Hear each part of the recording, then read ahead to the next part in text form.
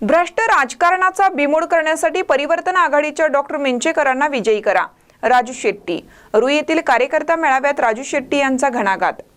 राज्यासह देशातील राजकीय संस्कृती बिघडली आहे. सध्या राजकारणात टोळी युद्ध सुरू असून राज्यातील 200 ते 250 घरांनी सत्ता असेल तिकडे जात आहेत.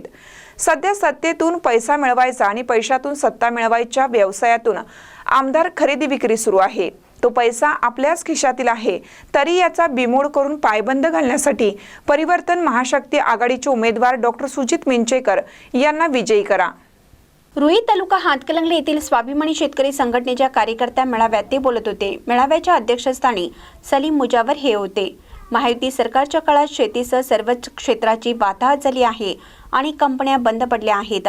छोट्या उद्योगांना चालना दिली जात नाही. कर्जमाफी केली जात नाही. उलट उद्योगपती अदानी अंबानींची कर्जमाफी करून सामान्य नागरिकांवर सरकार अन्याय करत आहे. यावेळी उमेदवार डॉक्टर सुजित मेंचेकर म्हणाले, हातकलंगले विधानसभा मतदारसंघातील मेंचे गावचा मी स्थानिक रहिवासी आहे. आता बाहेरून पार्सल आणायचं आपण बंद करायला पाहिजे. आपल्याला इचलकरंजीचे पण पार्सल नको आणि शिरोळचे पण पार्सल नको. हातकलंगले व शिरोळ मतदारसंघातील जनता मला व उल्हास पाटील यांना निवडून दिल्याशिवाय राहणार नाहीत. गेल्या 10 वर्षामध्ये महायुती सरकारने मुंबईत छत्रपती शिवाजी महाराजांच्या स्मारकासाठी व इंदू मिल जागेवर विश्वरत्न डॉक्टर बाबासाहेब आंबेडकर यांच्या स्मारकासाठी साधी एक वीट सुद्धा लावलेली नाही. या सरकारला लाज वाटली पाहिजे. तसेच ही लाजिरवाणी गोष्ट आहे. अशा सरकारला निवडून द्यायचं की नाही हे तुम्ही ठरवायचं आहे. या सरकारला साथ देणाऱ्या आमदारांनाही धडा शिकवण्याचं काम करणं ही काळाची गरज आहे. रुई गावातील प्रचार सभेच्यासाठी उपस्थित असणारे ज्यांनी आपलं भाषण केलं आणि पुढच्या भाषणासाठी निघून गेले ते तुम्हा सर्वांचे नेते मार्गदर्शक आदरणीय राजू शेट्टी साहेब, आजच्या कार्यक्रमाचे अध्यक्ष आदरणीय समीर मुजावर साहेब, स्वाभिमानी शेतकरी संघटनेचे तालुक्याचे अध्यक्ष आप्पा येडके,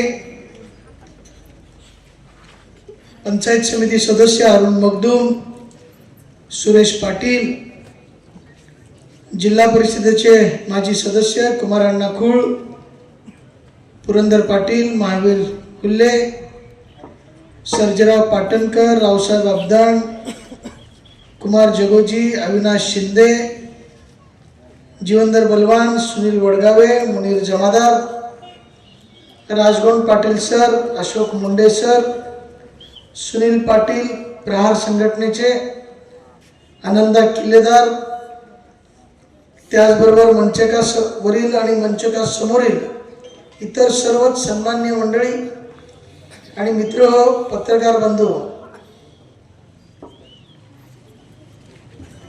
या रुई गावानं आतापर्यंत मला भरपूर असं प्रेम दिलेलं आहे. ते प्रेम मी कधी विसरू शकत नाही. आजचा उत्साह जरा जास्तच होता. त्या चौकातनं इथपर्यंत मला उचलून आणलं. मला तो कार्यकर्ता जरा ओळखायचा आहे कुठे आहे ते समोरच बसलाय तू. कारण आलं मी ढेंगेत घुसलं मला कळलंच नाही कोण आहे. पण अशा कार्यकर्त्यांची सुद्धा या स्थानिक पातळीवरती प्रचंड गरज असते. नुसतं डोक्यावर घेऊन उचलायला नाही तर हा कार्यकर्ता खरोखर तन मन धनाने स्वतःचा पैसा खर्च करून या अखंड तालुक्यावर जाऊन माझा प्रचार करतोय. लक्षात ठेवा.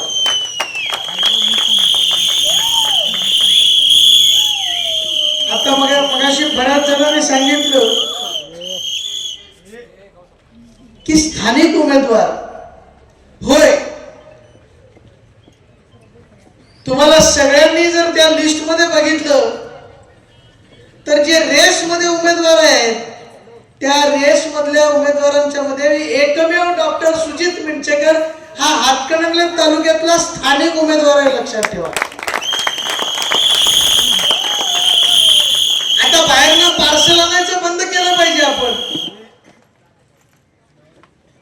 बघा, घरातलं जेवण जर आपण जेवलो तर आपण निरोगी राहतो, आणि हॉटेलचं पार्सल आणून जर जेवलो तर अजीर्ण होते, लक्षात ठेवा.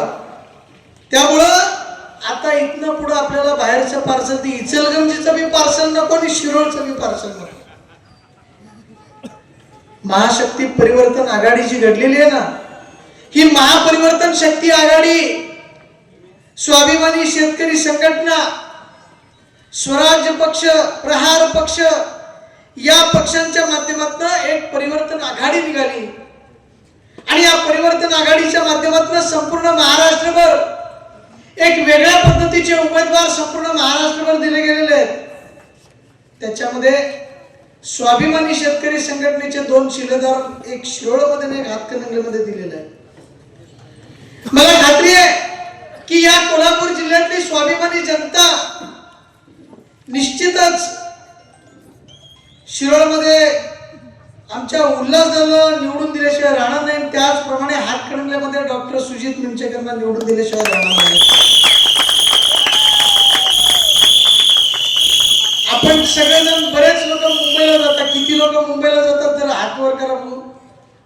किती लोक मुंबईला जातात किंवा गेले आतापर्यंत? 2-4 बस. मुंबईला गेला की नाही कधी? या मागच्या सरकारनं मुंबईमध्ये शिवाजी महाराजांचं भलं मोठं स्मारक त्या समुद्रामध्ये उभं केलंय. बघितलंय का कोणी? बघितलंय का? नाही बघितलं काय? अहो, बघणार कसं? तिथं साधी वीट सुद्धा त्यांना लावता आलेली नाही या 10 वर्षामध्ये. विश्वरत्न डॉक्टर बाबासाहेब आंबेडकरांचं स्मारक इंदू मिल मध्ये करणार म्हणून यांनी घोषणा केली.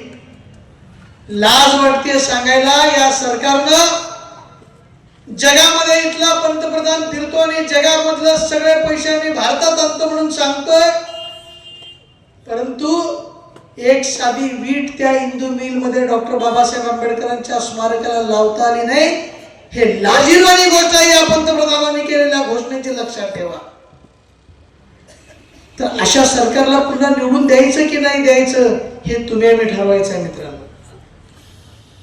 आता राजू शेट्टी साहेबांनी आपल्याला सगळं इसकटून सांगितलं असेल की ऊसाचा दर कसा, शेतकऱ्याला भाव कसा मिळतो, शेतकरी कसा देशोधडीला लागतो. हे सगळं आपण ऐकल्यानंतर ऐका आणि दम थंड बसा, असं करू नका. आपण आतून पेटून उठलं पाहिजे. आज शेतकरी 24 तास त्या रानामध्ये घाम गाळतो आणि घाम गाळल्यानंतर त्याच्या मालाला जर भाव मिळाला नाही तर या सरकारचं करायचं काय? या सरकारचं करायचं काय? तर खाली डोकं वर पाय. आणि या सरकारमध्ये काम करणारे आत्ताचे इथले विद्यमान आमदार यांनाही घरी बसवणं आता फार काळाची गरज आहे मित्रांनो, लक्षात ठेवा.